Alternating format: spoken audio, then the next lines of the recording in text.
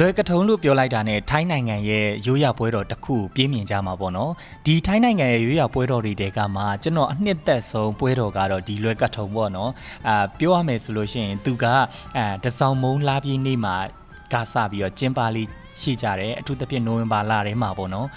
ကျင်းပလေးရှိကြတယ်မြန်မာနိုင်ငံလို့ဆိုရင်တော့ तू ကတည်င်းကျွန်းနဲ့ခက်ဆင်ပေါ့နော်မီးတွေကျွန်တော်ကတော့မီးတွေထွန်းနေမီးတွေမျောတယ်ဆိုကြတဲ့ကျွန်တော်တို့နိုင်ငံမှာဆိုတည်င်းကျွန်းကာလာဆိုလို့ရှိရင်မီးတွေထွန်းကြရလေနော်အဲ့ဒီလိုပဲလွယ်ကထုံမှာဆိုလို့ရှိရင်ထိုင်းနိုင်ငံရဲ့ရိုးရာပွဲတော်တွေတဲကအရန်နှစ်သက်တဲ့ပွဲတော်ပေါ့နော်ဘာလို့ဆိုတော့သူတို့ရဲ့တကယ်ရိုးရာအကတွေကိုကြည်ရတယ်ပြီးတော့ရှင်ရင်ဒီ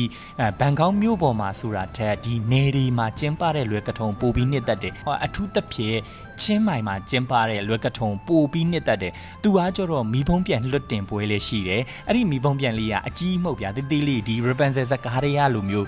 တေးသေးလေးတို့မှာအဲ့ဒီဇက်ကားတွေကိုရောက်သွားတယ်လို့ပဲဗျာသိရမလားချင်းမိုင်အဲ့ဒီပွဲတော်ကိုကျွန်တော်အရန်သွားခြင်းနဲ့ဒီလွယ်ကထုံမှာကျင်းပတဲ့မီးဖုံးပြန်လွတ်တင်ပွဲအရန်လာတယ်အရန် romantic ဖြစ်တယ်နိုင်ငံသားတွေအတွက်အဓိကဆွဲဆောင်တဲ့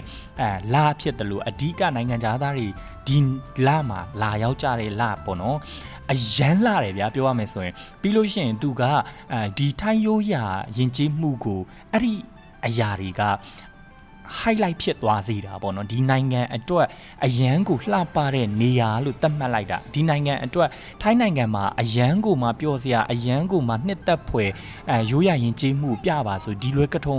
နိုင်ငံသားတွေကမှတ်ရကြတယ်ဘာလို့လဲဆိုတော့ဒီချောင်းတွေမြောင်းတွေထဲမှာဟိုမီးလေးတွေလွှတ်ကြတယ်ရေမျောကြတယ်ပြီးလို့ရှိရင်ကောင်းကင်မှာဒီလိုမျိုးမီးပုံးပြန်လှတယ်အဲ့ဒီမီးပုံးပြန်လွှတ်တဲ့ကိုင်းထဲမှာ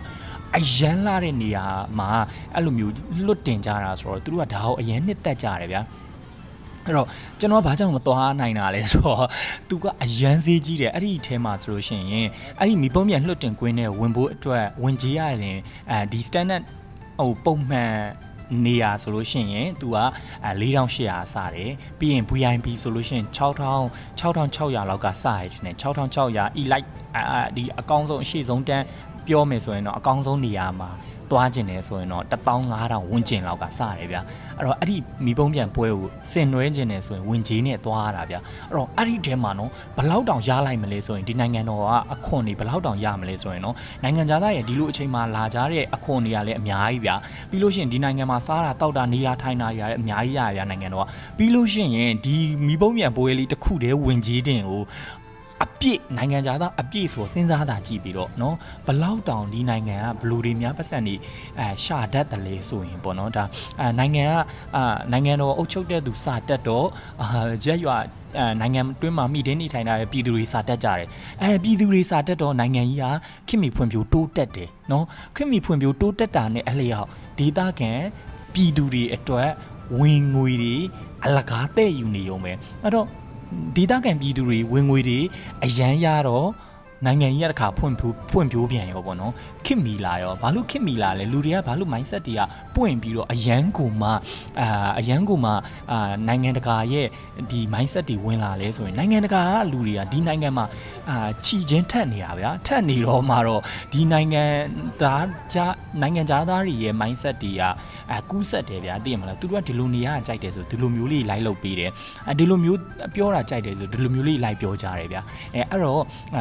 ပညာအကြောင်းစတင်ကနေမှတင်တာထက်တကယ်လက်တွေ့ဘဝမှာမျက်မြင်ကိုယ်တွေ့တင်ယူနေရတယ်လို့ဖြစ်တယ်ဗျာသူတို့နိုင်ငံသားတွေအတွက်ပြီးရင်သူတို့နိုင်ငံကလေးတွေအတွက်ထိုင်းနေအင်္ဂလိပ်စာမတက်ဘူးသွားမပြောတော့နဲ့နော်ဟောမလီမှုတ်တွတ်နေရပဲဒီနိုင်ငံမှာ